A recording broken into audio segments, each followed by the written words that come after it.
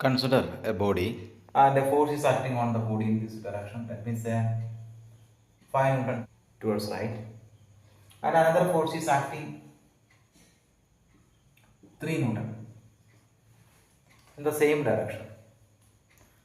What I am saying is that these 5 Newton and 3 Newton are two parallel forces and they are acting in the same direction. Then what will be the total force? Very simple. Resultant force R is equal to 3 Newton plus 5 Newton, that's equal to 8 Newton. See, here 5 Newton is acting in this direction and a 3 Newton force is acting in this direction. Then what is the resultant force? Then the resultant force will be, as you understood, 5 Newton minus 3 Newton, that's equal to 2 Newton. So forces can be added like this if they are in the same direction. Parallel forces can be added up. Here also these forces are also parallel only, but they are in the opposite direction, so I am finding the difference. So you know that force is a vector quantity, it has a direction.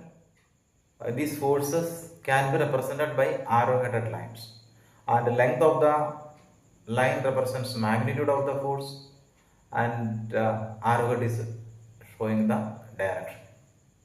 But the actual question is, if forces acting on a body are making an angle with each other, then how will you add it up?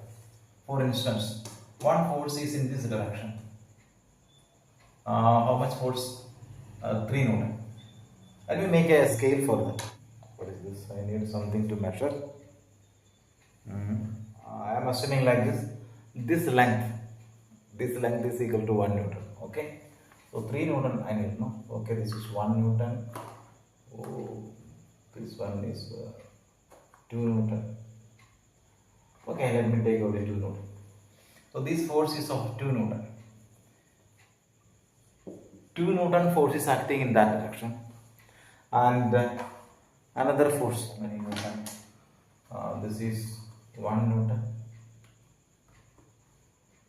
2 Newton. 3 Newton. Okay. 3 Newton force in this direction. The question is, what will be the resultant force? How will I find that? Anyway, it is not 3 Newton plus 2 Newton. Some cannot be taken because they are not in the same direction. And this is not 3 Newton minus 2 Newton because they are not in the opposite direction.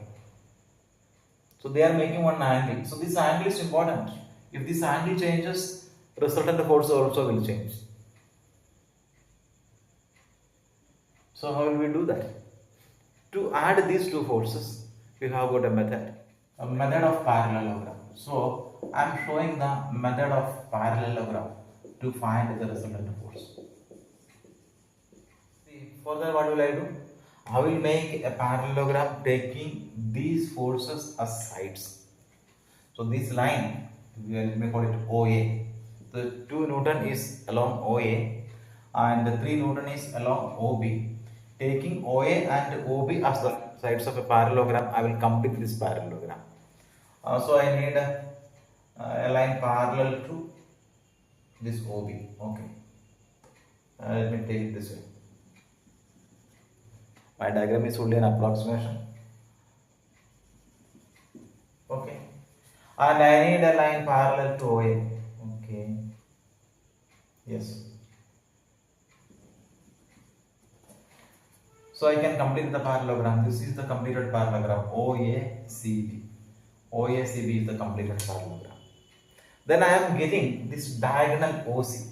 This diagonal OC represents the resultant force. That's all. So what is the direction of a resultant force? Resultant force direction is OC. What is the magnitude? We have to take our scale. See, this is 1 Newton. 1 Newton. This one is 2 Newton. This is 3 Newton. 4 Newton. Not 5 Newton. It is less than 5 Newton. Okay. But this shall I take how much? This is like this. So here it is half Newton. Okay. Approximate only. So this is 1, 2, 3, 4, 4.7. Okay. The resultant force in this case is I can say 4.75 Newton. Okay. If you are using a proper scale, you will get the exact value. Well, so this is what I wanted to tell you. Shall I give another example? Suppose one body is there. That means 3 Newton force is acting in this direction. Oh, our scale. Okay. As per our scale, this is the body and 3 Newton force is acting. 1, 2, 3. 3 Newton force is acting in that direction. And 4 Newton force. Planning to make 4 Newton force in horizontal direction. As per my diagram, 3 Newton force is in vertical direction and 4 Newton force I am planning to make here. 1, 2, 3, 4. 4 Newton force in this direction. The angle between these two forces is 90 degree. So how will I find the resultant force? So if I give the name, this one is OA, this is OB. I have to make the parallelogram taking OA and OB as the sides. How will I make it? Very easy. From here I have to make a perpendicular.